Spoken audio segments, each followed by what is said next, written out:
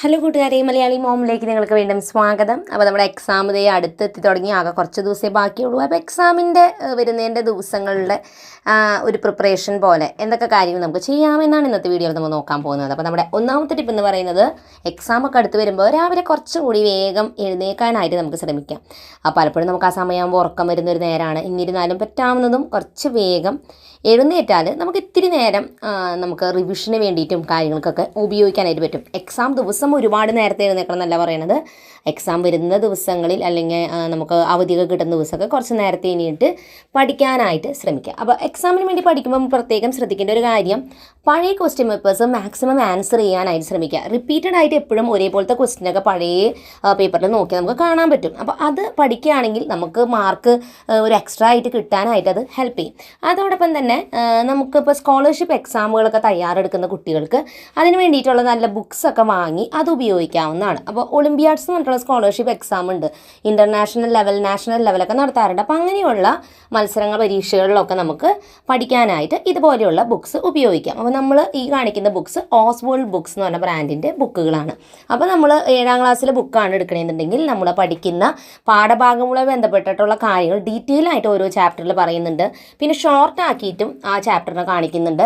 ആ ചാപ്റ്ററായിട്ട് ബന്ധപ്പെട്ട ഒരുപാട് ക്വസ്റ്റ്യൻസും ഉണ്ട്. അപ്പോൾ നമ്മൾ നേരത്തെ പറഞ്ഞ പോലെ പല ടൈപ്പ് ക്വസ്റ്റ്യന് ആൻസർ ചെയ്യുമ്പോഴാണ് നമുക്ക് ഒരു പാഠഭാഗം നമ്മൾ പഠിച്ചു കഴിയുമ്പോൾ ഒരു ചോദ്യം കാണുമ്പോൾ ഏതാണ് ആൻസർ എന്ന് ചിലപ്പോൾ നമുക്ക് മനസ്സിലാവില്ല. ഉത്തരം നമുക്ക്, അതായത് ആ പാഠഭാഗത്തിൽ വായിക്കും അറിയാം, പക്ഷേ ചോദ്യത്തിൽ വരുമ്പോൾ അത് നമുക്ക് മനസ്സിലാക്കാൻ പറ്റില്ല. അപ്പോൾ അതിന് നമ്മൾ മാക്സിമം ക്വസ്റ്റ്യൻ പേപ്പേഴ്സ് പ്രാക്ടീസ് ചെയ്യുക എന്നുള്ളതാണ്. അതുപോലെ തന്നെ സ്കോളർഷിപ്പ് എക്സാമുകളും പങ്കെടുക്കുമ്പോൾ നല്ല ടഫായിരിക്കും. അത്യാവശ്യം നല്ല രീതിക്ക് നമ്മൾ ബുക്കുകൾ റെഫർ ചെയ്താലാണ് നമുക്ക് പഠിക്കാനായിട്ട് പറ്റുള്ളൂ. അപ്പോൾ ഞാൻ ഈ കാണിച്ചിരിക്കുന്ന ബുക്കിൻ്റെ ലിങ്ക് ഞാൻ ഡിസ്ക്രിപ്ഷനിൽ കൊടുക്കാം. 1ാം ക്ലാസ് മുതൽ 10ാം ക്ലാസ് വരെയുള്ള ICSE, CBSE സ്റ്റേറ്റ് സിലബസ് പഠിക്കുന്ന എല്ലാ കുട്ടികൾക്കും ഈ ബുക്കുകൾ ഉപയോഗിക്കാനായിട്ട് പറ്റും. അപ്പോൾ ഈ പ്രാവശ്യം ഇപ്പോൾ ഈ ഹൈസ്കൂളായാലും UP ആയാലും ഒക്കെ എക്സാമുകൾക്ക് മുമ്പ് ഒരുപാട് ദിവസത്തിന് അവധി കിട്ടുന്നുണ്ട്. അപ്പോൾ അത് നല്ലൊരു പ്ലസ് പോയിൻ്റ് ആയിട്ട് എടുത്തിട്ട് ആ ദിവസങ്ങളിലൊക്കെ പറ്റാവുന്നതും പാഠങ്ങൾ റിവിഷൻ ചെയ്തിട്ട് എക്സാമിന് പോവുക. അപ്പം നമുക്ക് പരീക്ഷയുടെ തലേദിവസം അത്ര ഒരു സ്ട്രെസ്സ് ഫീൽ ചെയ്യില്ല. അപ്പോൾ ക്ലാസ്സുള്ള ദിവസമാണെങ്കിൽ പിന്നെ നമുക്ക് അങ്ങനെ കുറേ നേരം മക്കൾക്ക് പഠിക്കാനൊന്നും കിട്ടാറില്ല. മാക്സിമം 1 മണിക്കൂർ. അപ്പോൾ അത് കഴിഞ്ഞാൽ പിന്നെ ബാഗും കാര്യങ്ങളൊക്കെ പാക്ക് ചെയ്ത് ക്ലാസ്സിലോട്ട് പോകാനായിട്ട് റെഡി ആവണം. അപ്പോൾ ക്ലാസ് ഇല്ലാത്ത ദിവസം കുറച്ചും കൂടി എക്സ്ട്രാ ടൈം എടുത്ത് പ്ലാൻ ചെയ്തിട്ടൊക്കെ നമ്മൾ പഠിക്കാം. ഇപ്പോഴാണെന്നുണ്ടെങ്കിൽ നല്ല ചൂട് സമയമാണല്ലേ. അപ്പോൾ ചൂട് സമയത്ത് നമ്മുടെ സ്കിൻ പെട്ടെന്ന് ഇങ്ങനെ ഡ്രൈ ആവാനും അതുപോലെ തന്നെ ടാൻ വരാനും ഒക്കെ സാധ്യതകളുണ്ട്. അപ്പോൾ ചൂടുള്ളതുകൊണ്ട് തന്നെ വല്ലാതെ വേർക്കാനും, ഇപ്പോൾ ക്ലാസ്സിലേക്ക് പോകുമ്പോഴായാലും വന്ന ശേഷമായാലും നമ്മൾ 2 നേരവും കുളിക്കാനായിട്ട് പ്രത്യേകം ശ്രദ്ധിക്കുക. അപ്പോൾ മക്കൾ യൂസ് ചെയ്യുന്നത് മാമഎഴുത്തിൻ്റെ ബോഡി വാഷ് ഉപയോഗിച്ചിട്ടാണ്.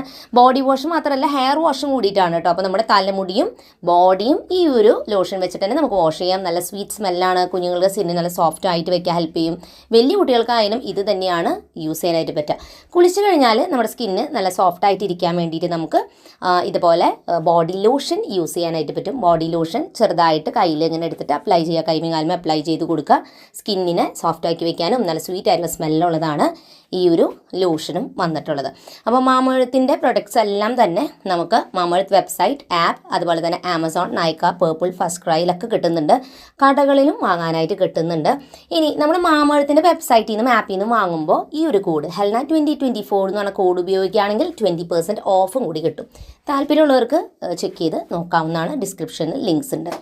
അത് കഴിഞ്ഞാൽ പിന്നെ നമ്മൾ വേഗം തന്നെ മുടിയൊക്കെ കെട്ടി റെഡി ആവാനായിട്ട് നോക്കുക.